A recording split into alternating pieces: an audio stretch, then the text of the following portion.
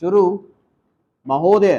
दूसरे शब्दों में आर्थिक, व्यापार, निवेश और तकनीकी कारणों से द्वितीय महायुद्ध के बाद और शीत युद्ध के दौरान एशिया के देशों में पुनः धुंधलापन पैदा हुआ। लेकिन यह बात सही नहीं है कि एशिया की संस्कृति और सभ्यता को पश्चिम के प्रभाव और आधुनिकतम तरीकों ने नष्ट कर दिया। हाँ, एक धक्का जरूर दिया, पर समय समय पर एशिया का यह रूप, एशिया को यह सभ्यता और संस्कृति बलशाली तरीके से उदयमान होती दिखाई देती है। पूर्णविराम।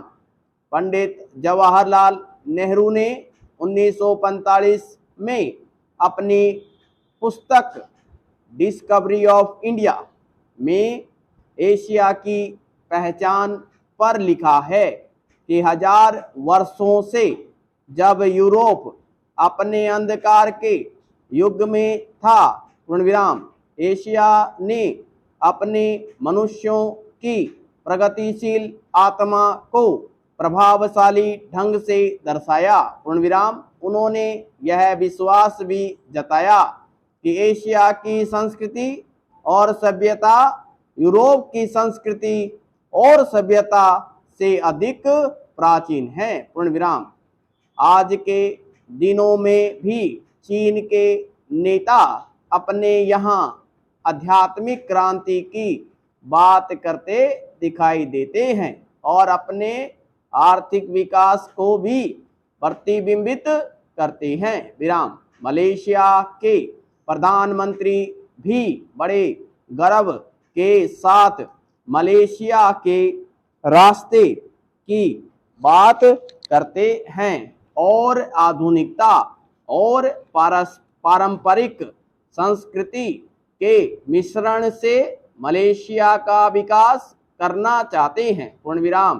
भारत के प्रधानमंत्री भी मध्य मार्ग की बात करते हैं, जिसको वे भारत का पारंपरिक विचार कहा करते हैं। विराम। वियतनाम के यशस्वी नेता भी साम्यवादी विचारधारा को पारंपरिक सहिष्णुता के अनुसार ढालना चाहते थे। विराम। एशिया के इन सब नेताओं की समय समय पर की गई घोषणाओं का वर्तमान संदर्भों में पूरा अर्थ लिया जाना चाहिए, जो एशिया की पहचान को नए सिरे से बनाने में सहायक सिद्ध हो रहा है। पूर्णविराम। Para change. यहाँ यह भी बताना उचित होगा कि हाल के वर्षों में एशियाई देश, विशेष रूप से पूर्वी एवं दक्षिणी पूर्वी एशिया के देश, एशिया के सुदृढ़ देशों के रूप में उभरे हैं और इन देशों के आर्थिक विकास की दर विश्व के किसी भी अन्य देश के आर्थिक विकास की दर से अधिक है तथा जिनके आने वाली शताब्दी में विश्व आर्थिक व्यवस्था के निर्माताओं के रूप में उभरने की आशा है। विराम। आर्थिक सफलता की इन कहानियों का श्रेय मुख्य रूप से अनुशासित कार्य, किफायत एवं बचत की ऊंची दरों जैसी एशियाई विशेषताओं को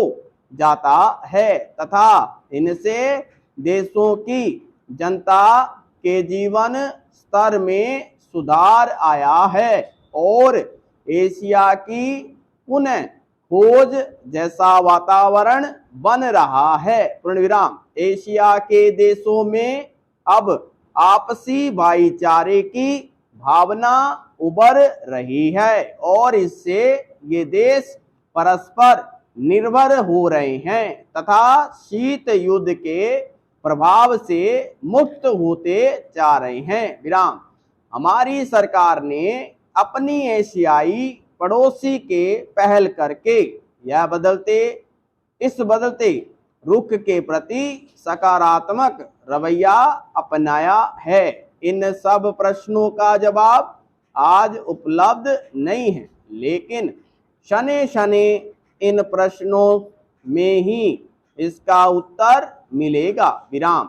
एशिया अपने इन प्रश्नों के उत्तर में एक नए एशिया का जन्म देगा और अपनी एक नई पहचान बनाएगा। पूर्ण विराम। यूरोप और अमेरिका के आधुनिक औद्योगिक विकास में फर्क नजर आता है। समाप्त।